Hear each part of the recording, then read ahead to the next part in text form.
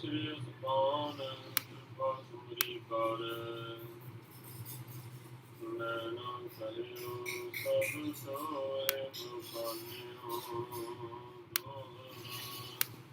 Sagadwar Ko Shad Kai Gayo Tuharo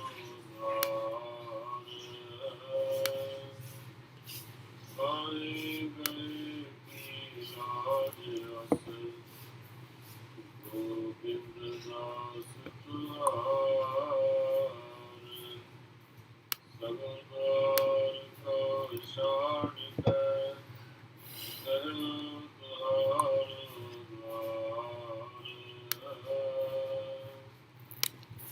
Gare Gare Ki Raj As Gobind Das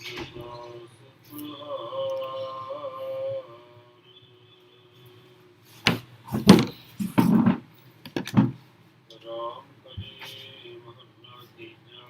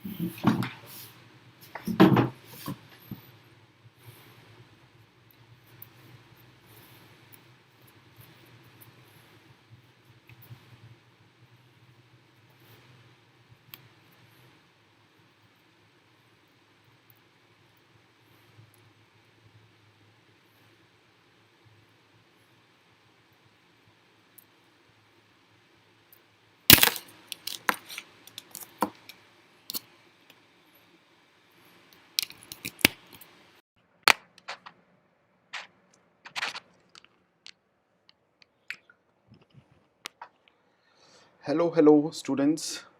Namaste, good evening. Warm welcome to another session. This is second week going on of our MBBT course, and today we will be dealing with animal cell culture or plant cell culture, any tissue culture. So, what are the things that we required in them? What are the conditions? How should be the media? How it should be aseptic? Um, so, we will go around your animal cell culture today. Some of you had any experience working in the animal cell culture or in the lab, basically work with any cell line, Huvic cell line, cancer cell line, cause cell line, hex cells, working with incubators, autoclave, laminar airflow, working under the hoods for number of hours, late night, checking up your cells late night. Anyone into this culture before?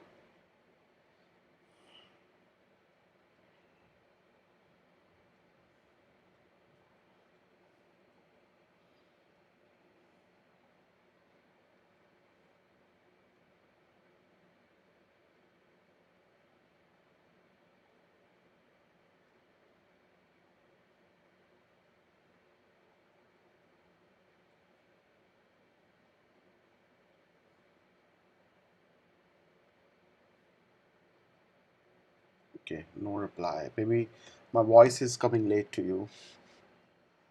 If anyone has, please do type in the chat box. Otherwise, today we will learn about virtually how animal cell culture goes like, what are the things we have to maintain during that time, and how aseptic conditions are very necessary while working it. Yeah, so we had waited for the students. Now I think we can start.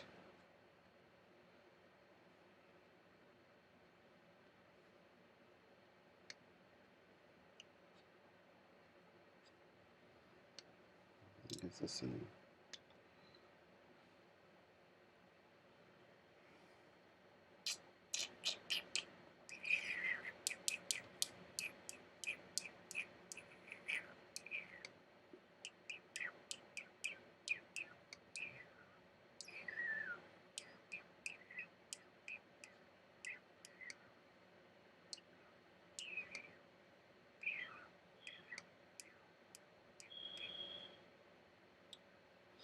Have you heard that Delta plus COVID variant is coming up now to India? 3 crores cases. That's the simple one.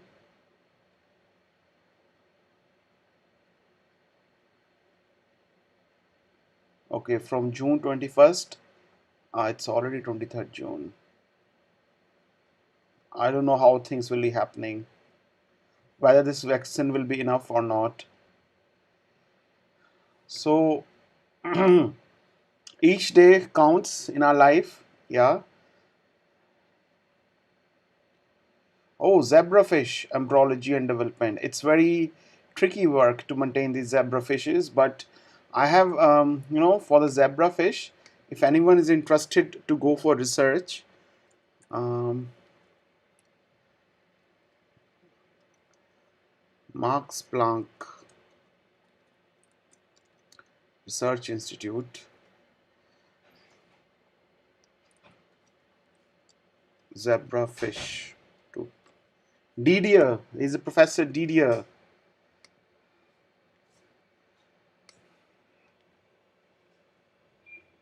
He's from USA.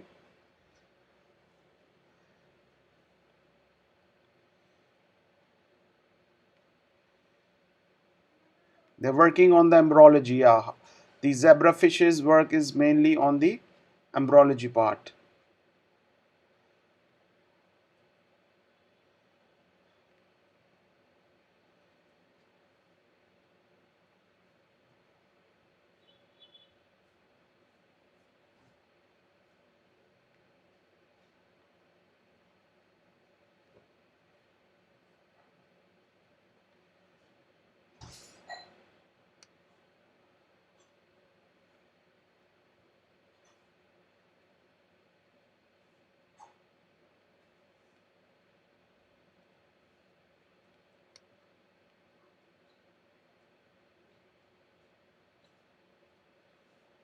This is different group.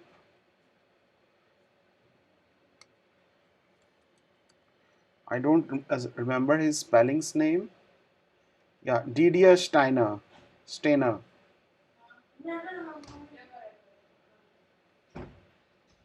Yeah, he is the one.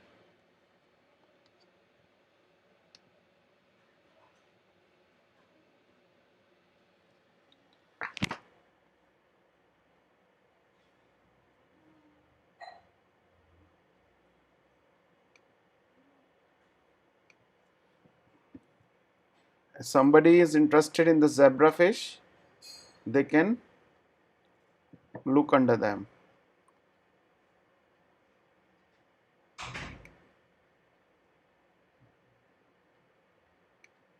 Yeah.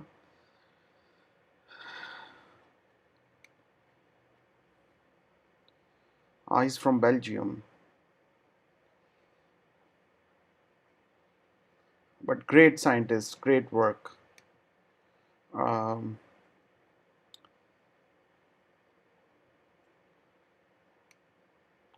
okay, let's start our today's lecture. So cell culture. So yeah, I was talking about this delta thing to all of you, that if the third wave comes, so each day counts for us, because this wave that will come.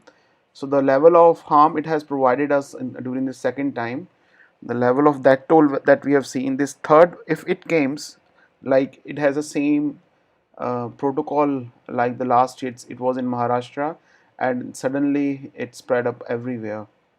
If it happens like the same, this will be even disaster than the second one that we had in March and April. So be ready for it if it is coming. If not, let's pray. It should not come. Actually, it should not come, and especially it's coming in India. I don't know why, one again and again. So yeah. So cell culture in vitro. This is a brief history here. So in 1885, your rocks first maintain this embryonic chick cells live in saline solution for short length of time. In 1912, Alexis Carrel cultured connective tissues and showed heart muscles tissues contactly for 2 to 3 months. In 1962, Bonacieux et al. Published methods for maintaining differentiated cells, and Gordon's et al.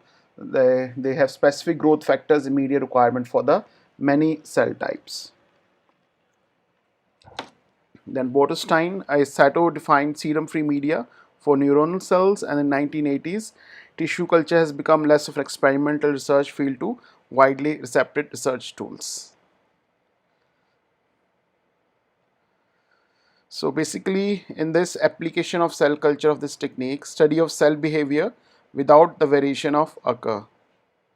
Just a second, students. This is the one I have to teach. This right one. Yeah, this is the one.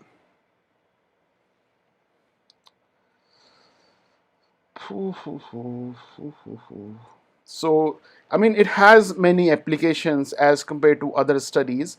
So, the best part of doing cell culture, from my own personal level, from my own experience, from many scientists also, that you do not have to work at the large level. You don't have to maintain your cells, mouse experiments. You don't have to do experiments on zebrafish or onto the humans or anything. So you can just take the cell line, whether you are interested with the any disease state of, let's say, what is it? Heart failure, Anna, or any cancerous state, and you want to check what is the reason behind it. You just take cells out of that organ and you check at the cellular level. So, what is the problem? Which protein is higher? Which protein is low? Or what is the expression of RNA level in that? What is the expression of how much DNA is present in that of that particular gene? So you can say many, you can predict many things just by doing these animal cell culture experiments. So in that sense, it has tons of applications as compared to the more advanced technology. So we can predict many things before you're gonna do big experiments. So your answers, so in our world actually, so we were working on the neonatal red cardiomyocytes. So we were able to predict 70% of the mechanism within the cell culture. That, let's say gene A is giving rise to this specific protein, and if we put this inhibitor in that, and it will decrease the production of that particular protein. Yeah. So we can say that this drug, if we put hypothetically, it should not be, if we provide the same into the animal model, it might behave the same, because we can see something at the cellular level.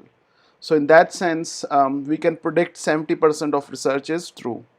But sometimes it happens sometimes that the results that you're getting in your cell culture, they might be not replicated in the animal model, and but if they are got replicated in the animal model, they might not get replicated in the human cell, because we have discussed in our first lecture, if you remember, the comparative genomics. Yeah, the mouse has around 41 chromosomes and 40, I guess, and the human were having 46 pairs of chromosomes. So there are lots of similarities, but there could be at some point these similarities could not be the same as they should be. Yeah. So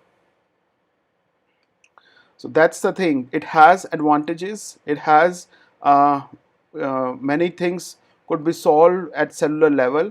There's not so much work is there actually while working with the cell culture. There's a lot of not so much effort is there as compared to the big models of the animal models.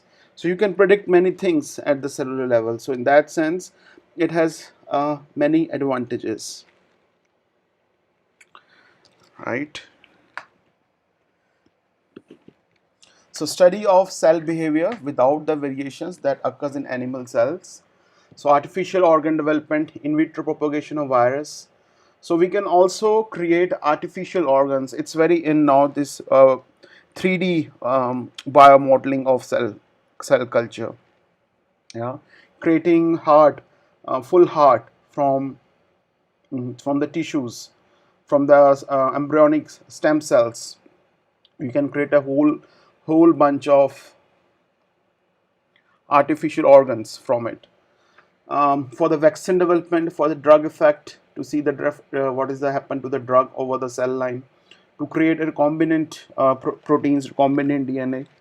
So it has many advantages. So characteristics of these cells can be maintained over several generations, leading to the good reproducibility between experiments.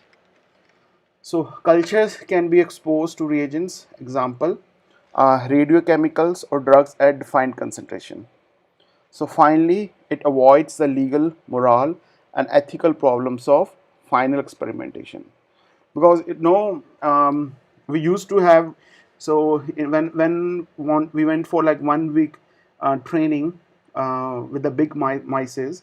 So it was big mice of my own hand. Yeah, over the size of my own hand. There were so big mices there. The white color one with the blue eyes and the long tail.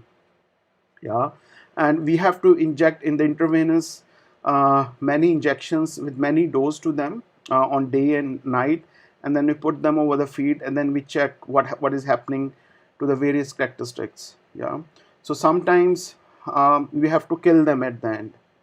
Yeah, and they look really from the moral point of view, they look really healthy, very happy, and they have to live more, but we used to kill them for the sake of experiments. I myself had killed for 2 years every Tuesday. In our Hindu mythologies, they say it's a day of Ganesha, no, Hanuman, I guess, Hanuman. So it's auspicious day. But on the same day, I have to cut around 60 to 70 newly born mice, and not just with the gas or something. I have to just cut their head. Yeah, just thrash their head with the scissor and get the hurt out of it. So I did that horrible work for 2 years for my experiments to get neonatal red cardiomyocytes, because I need these primary cell culture for my experiments. And I'm not allowed to say no to that also, because that's my work. And the same way, you work with guinea pigs. Yeah, you work with any animal model. If you are soft-hearted like me, it will be a bit trouble. But if you are more like you need to be very scientifically thinking, because this the experiments that we do might help many our upcoming generations. Yeah. So basically, instead of like working on the humans, we are saving these working on these animals, we can save many lives of the humans actually. So in that sense it's okay. So that's the main focus I kept in my mind. So I'm doing it for the human race, I'm doing it for the social cause.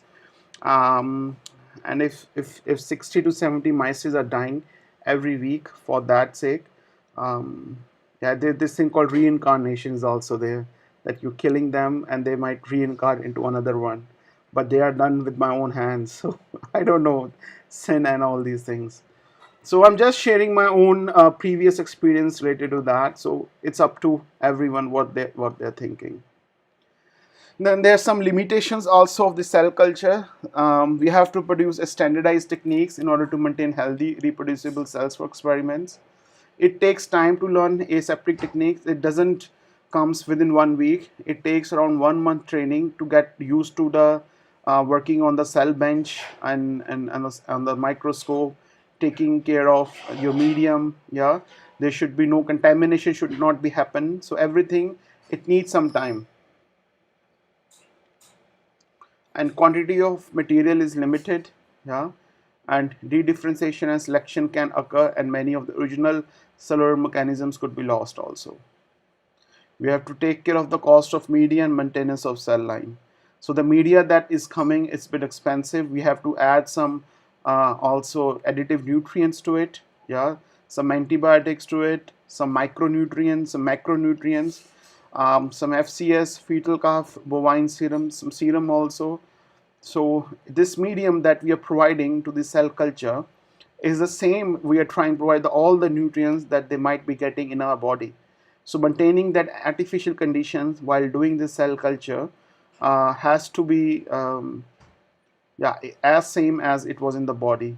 So when we are also preserving this cell culture in the incubator, we need to keep like carbon dioxide percentage, the humidity, the pressure, the temperature. It should be also be maintained as it is in the body. So providing that all artificial conditions in order to see the right physiological values, because if the cells are healthy in the medium in the artificial conditions, so we can do many experiments on then, and we can predict that this might be happening in our body also within the same organ. Yeah, so that's one thing behind that. So some terminology within this. So what is? So a 3D dimensional structure of organ culture. It's undisaggregated tissues retaining some or all the features of the tissues in vivo. The cell culture includes single cells or no longer organized as tissues. They are derived from dispersed cells taken from the original tissue.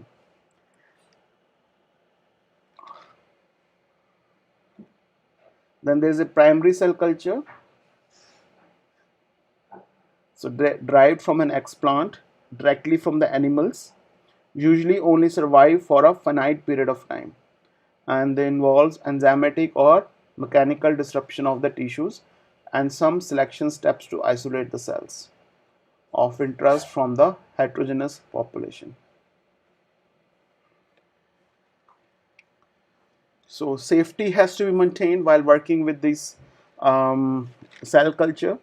So there could be some substances in a cell culture that could cause cancer, that are carcinogens, and substance that can cause damage to the developing fetus, teratogen, yeah, and also could cause a mutation in the genetic material that could pass from one generation to another, that known as mutagens. So these are could be gentamicin, thapsigargin, and possible teratogens could be your hygromycin, and your possible carcinogens could be your streptomycins, and so on. So these are the various factors which could lead to some serious diseases. So I worked with thapsigargin, which is known to be to interfere with the calcium signaling. Yeah. So we wanted to check how they are behaving in my experiments. So when I was using this Thapsigargin, so I'm wearing double gloves on my hands. So all doing these experiments with the cell culture, you have to wear a good company gloves also.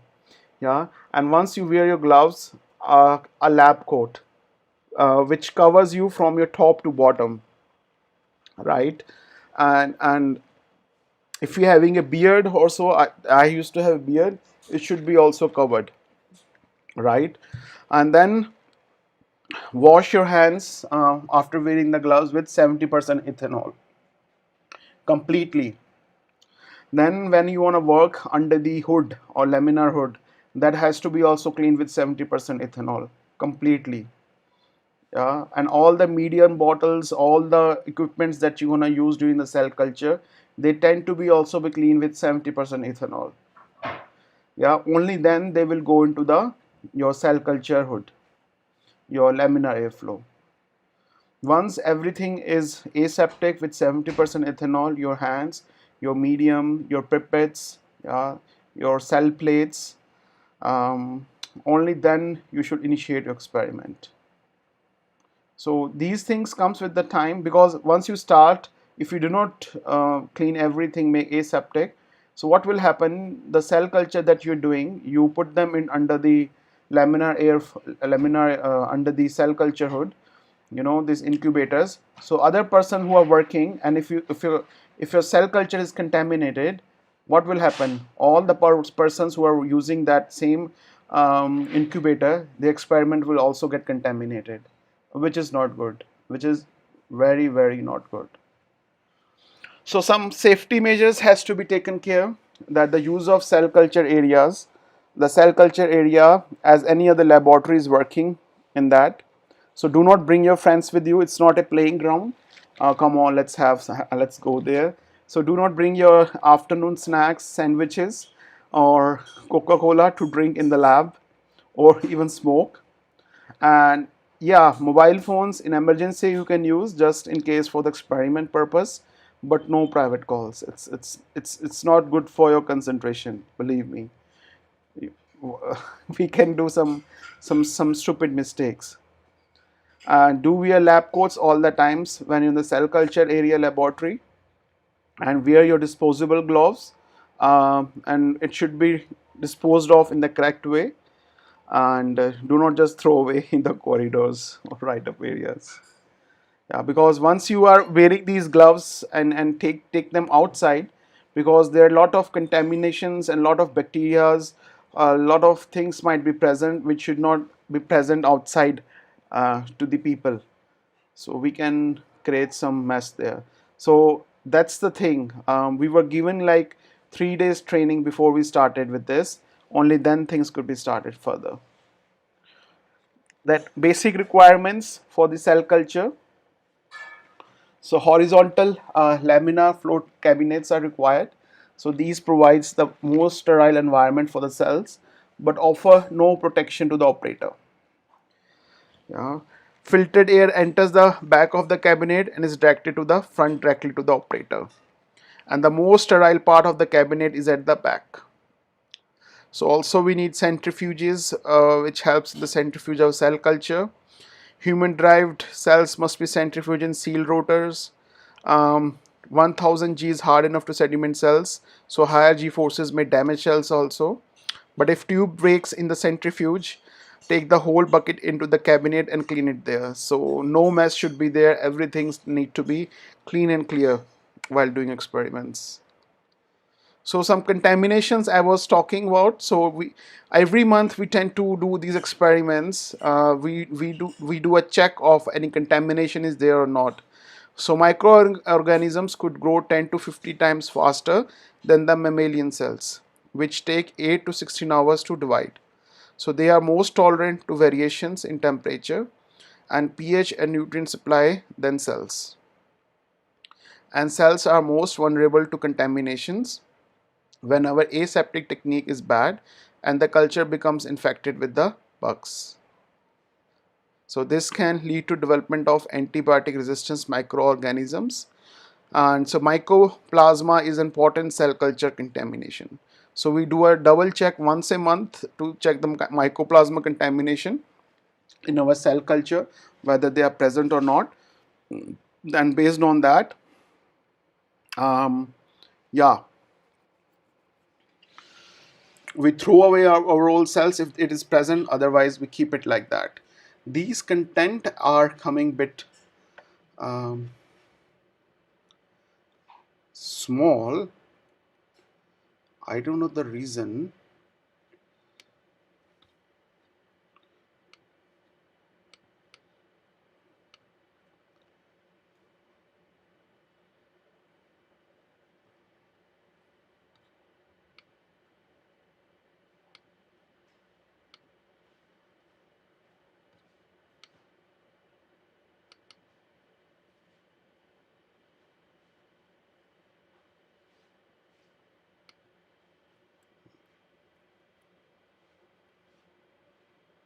Yeah.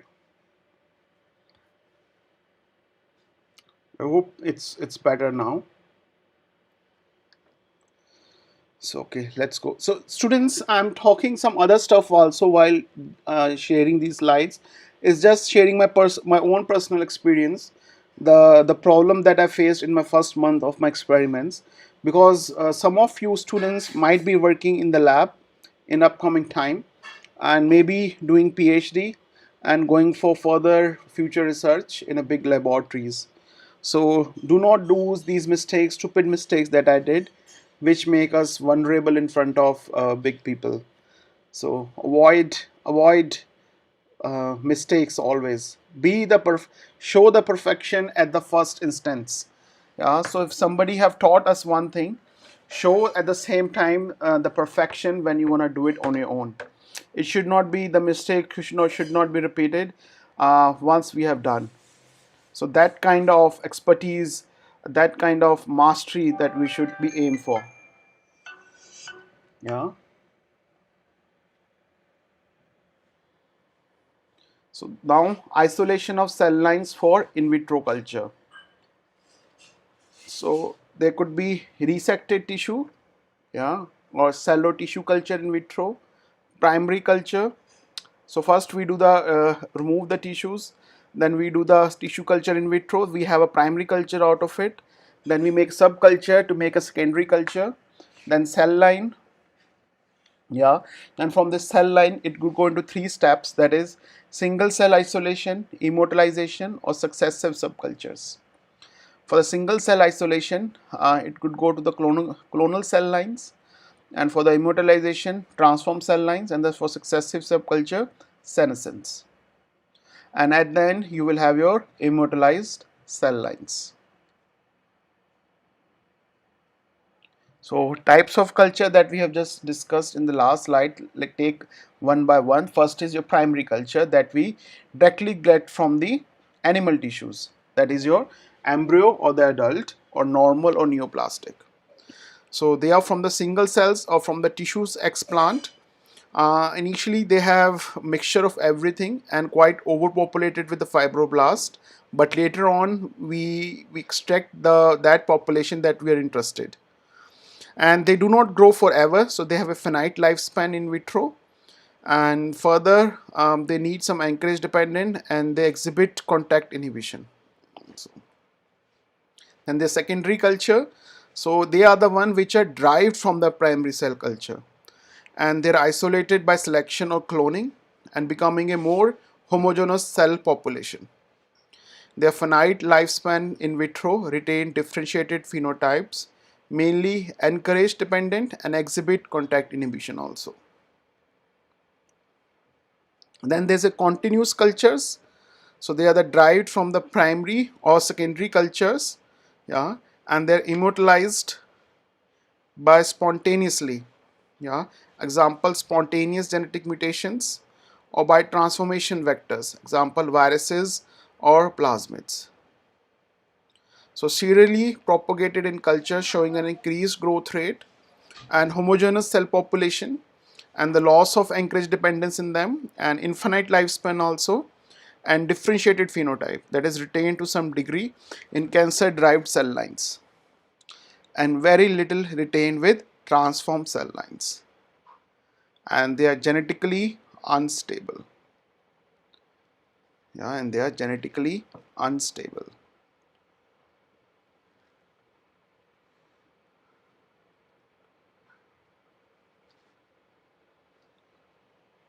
So some examples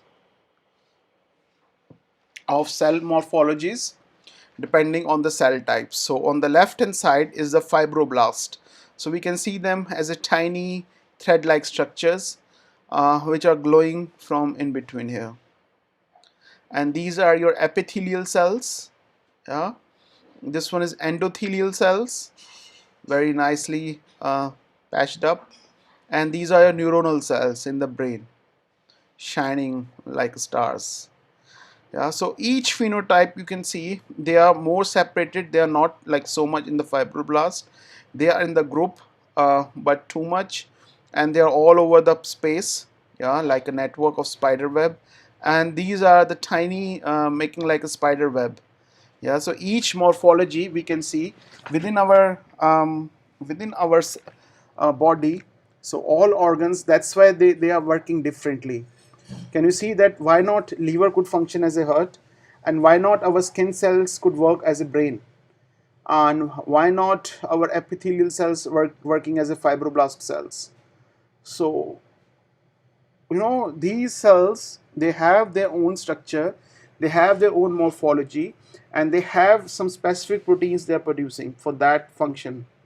So everything in nature is maintained by the law.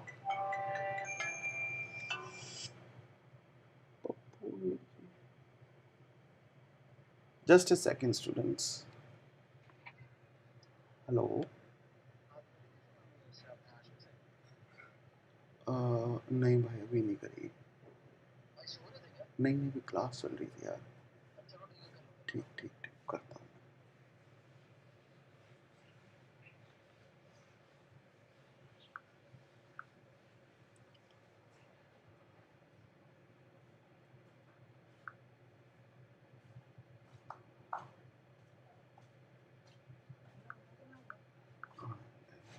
So we can see that each cell type has its own morphology, own cell structure, and own way of um, physiology. So there are types of tissue cultures, that is, as we have discussed, primary and continuous. So primary are the one that have normal cell culture without any change in their division rate, and the continuous, they have two types, finite and indefinite. Finite, they grow for some limited growth, so after 30 times of division they will not go further. And indefinite, they can keep growing on.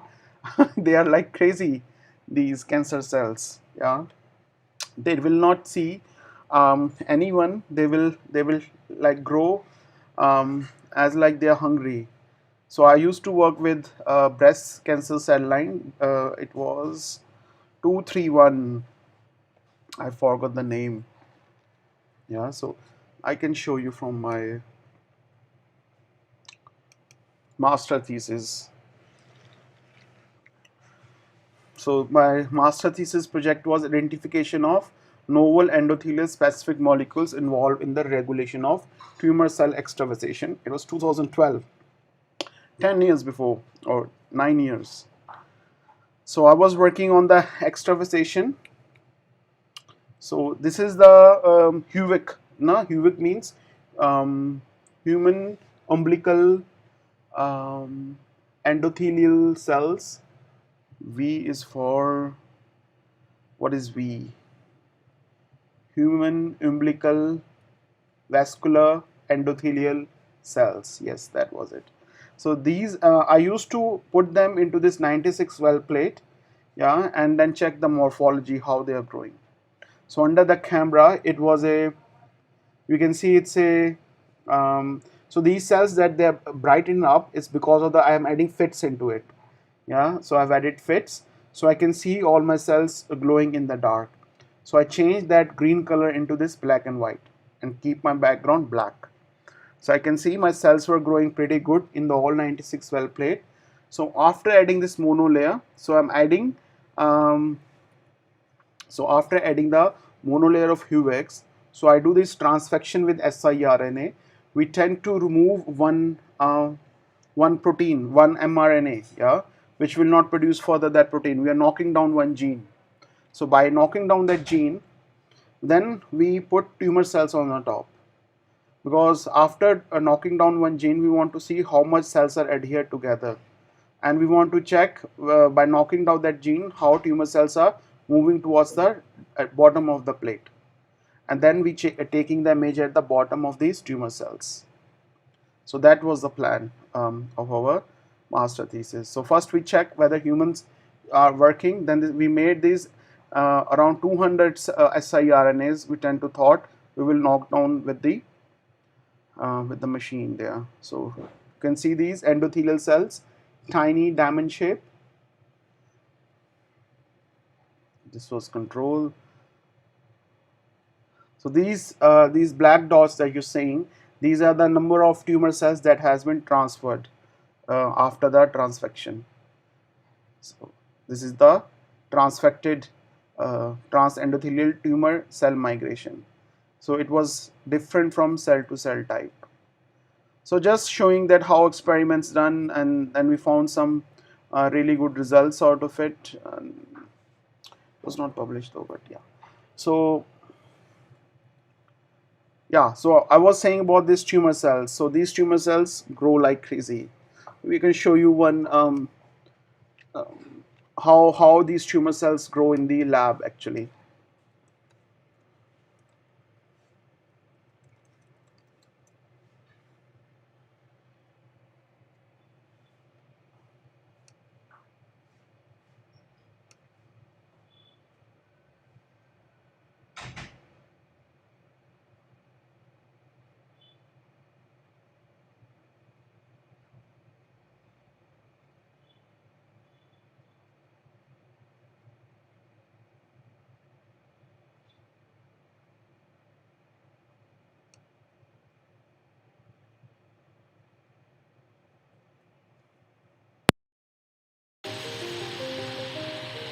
Cell lines are the workhorses for cancer research. These groups of cells, which start as samples from patients, are adapted to live and grow in laboratories. Cell lines have proven invaluable to scientists who are working to understand what goes wrong in cells and causes them to develop into cancer. They're also an important resource for identifying new potential cancer treatments. In fact, every drug that doctors use today was tested at one point or another in cancer cell lines. But for a long time, scientists have realized that there are two issues with cancer cell lines. First, cell lines don't perfectly mimic the tumors they come from, and may respond differently to drugs. And second, it's often difficult for a scientist to repeat cell line-based experiments performed by others and get the same results. We wondered whether the two issues were connected, whether cancer cell lines might evolve in the laboratory just like tumors evolve in a patient. So we took a systematic look at several samples of two widely used cell lines, one representing a common form of breast cancer and the other representing a common form of lung cancer.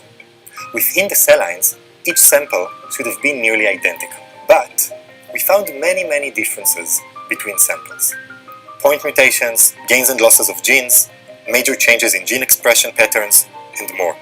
Those changes affected how the cells reacted to drugs. Some made the cells more sensitive, others made them more resistant. We kept looking, ultimately studying many more cell lines in culture, and kept finding evidence for cell line evolution in culture. All of this tells us that they are indeed evolving right in front of us in important ways. So what happens next? Should we discard the cell line as a cancer model? The short answer is absolutely not. Cell lines are too important and powerful as a research tool to give up. But we have to understand their limitations, and we need to learn how those cell lines change as we work with them in the laboratory.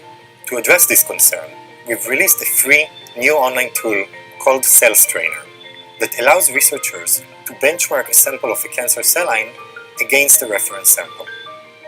If you're about to test a drug on a cancer cell line in your lab, take a moment to check with CellStrainer that your version of the cell line is valid. We also think that these discoveries represent a potential new opportunity. The fact that cancer cell lines can evolve in minor ways in culture means that we can exploit these differences between different strains of the same cell line to understand the mechanism of action of new drugs and to learn about their mechanisms of resistance. Cancer cell lines have yielded so many important discoveries that are beginning to benefit patients. Versions of these cell lines exist in virtually every cancer lab on the planet. By understanding these differences between cell lines, we can make cancer research even more reproducible. Wow, it was published in Nature. So, yeah, as they suggested that it's not easy to work with the cell line, but yeah, in near future, most of the drugs are working with them, so it might be interesting. So there are many types of cell cultures. So we have discussed primary, continuous, and continuous could be of two normal diploid and established cell lines. Established are like tumor cell lines where the aneuploid number of chromosomes and limitless availability is possible. So this is your yeah, this embryonic stem line. So you have morula, then blastocyst. From that inner cell line, cell mass is produced. Then embryonic stem cell cultures are produced with that. Then muscle cells, blood cells, neurons, intestinal cells, pancreatic islets, liver cells. So you can differentiate these your embryonic stem cell culture into as you like, into in whichever form. You provide the same medium that you're looking for, then you provide the same conditions, so they will eventually differentiate it into that cell line. So stem cells, their ability to self-replicate and also differentiate to multitude of different cell types needed within the body. So you have cell type, it could go self-renewal to produce pluripotent stem cells. Otherwise, after differentiation, it go into the mesoderm, endoderm, ectoderm. So three terminology here. So the mesoderm includes your red blood cells, skeletal muscle cells, and cardiac muscle cells. Whereas endoderms includes your pancreatic cells, lung cells, and thyroid cells. Whereas ectoderm includes your skin cells, neurons, and pigment cells. Yeah.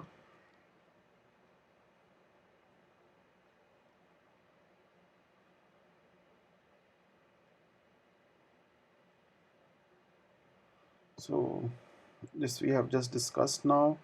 That is, you have your pluripotent stem cells from this. So this could be further go into the lymphoid stem cells, making B cells and T cells, or it could go to the myoblast, monoblast, leading to production of basophilic erythroblast, then orthochromatic erythroblast, reticulocytes, and erythrocytes. On the other side, it could go for monocyte granulocytes, basophil myelocytes, and eosinophilic myelocytes. That is your eosinophil, basophil, neutrophil, and monocytes. So all these cells which help in your immunology, the immune system to work, the best immune system, they could differentiate it into different cell types also.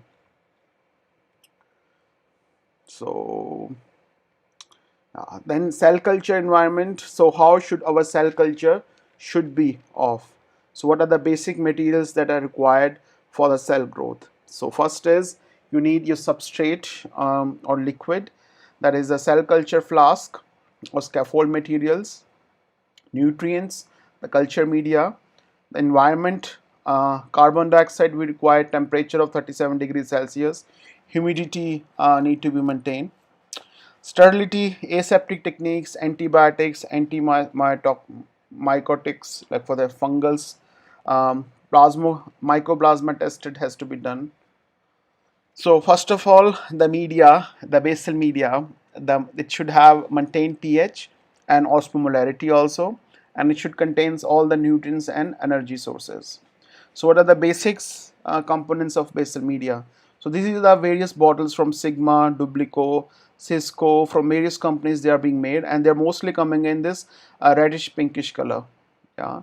So this shows the pH is the basic pH around 7.4, neutral pH, and if the pH goes more pinkish, more pink color, that means become more acidic. If it is getting more red, that means becoming red. So we are adding phenol red into this media in order to understand which color our media is going on.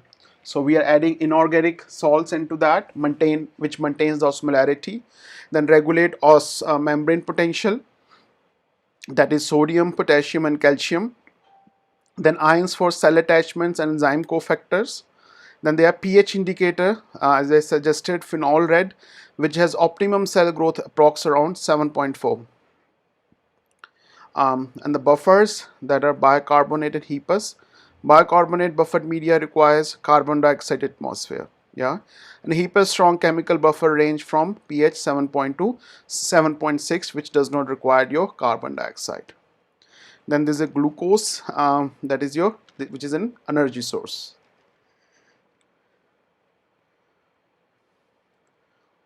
Then cell culture environment.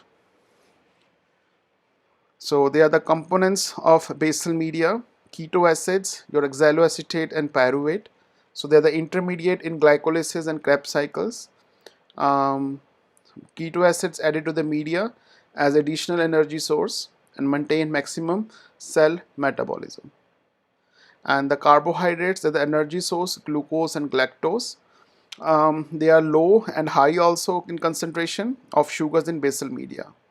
And we also need vitamins like precursors for numerous cofactors, B group vitamins or common vitamins in the basal media like riboflavin, thiamine, biotin, vitamin B3, B2, and so on. And some trace elements are also required like zinc, copper, selenium, tricarboxylic acids, and intermediates. And cell culture environment. So some supplements have to be added like L-glutamine, which is an essential amino acids, and also the non-essential amino acids like NEA, then growth factors and hormones which stimulate glucose transport and utilization, then antibiotics and antimycotics, penicillin, streptomycin, gentamicin, amphotericin, which reduce the risk of bacterial and fungal contamination.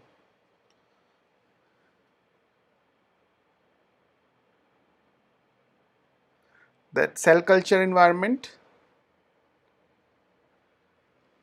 So fetal calf bovine serum, FCS, FBS, also required in our cell culture environment. So remember, so all these media that we are discussing, these components, even though they are very essential from your oral exam, if you're having this animal cell biotechnology course or plant biotechnology course, they could be asked like what are the main components of basal media. So you should know which media, which part of it is doing what. So in that sense, it's a very nice summary here.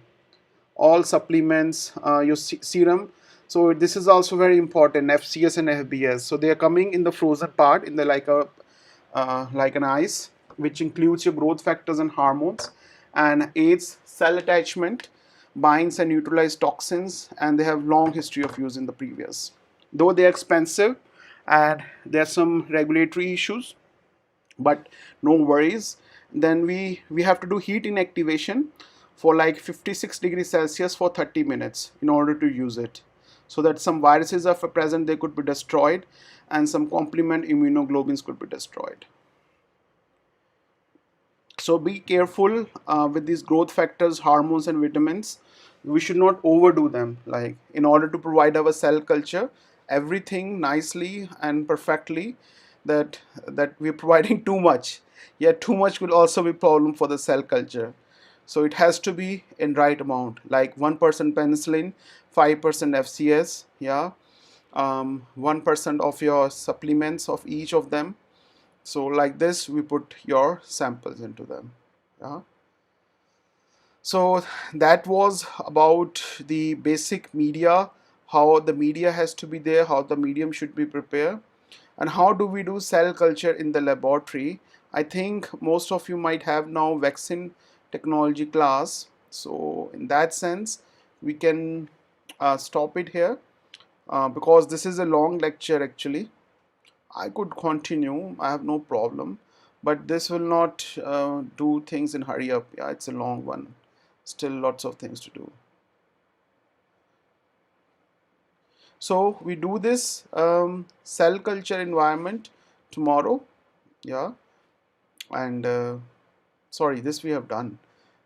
Cell culture in the laboratory with one video about passaging. So till that time, take care. Bye bye. Yeah. Enjoy your evening. Yeah. Sleep well, everyone.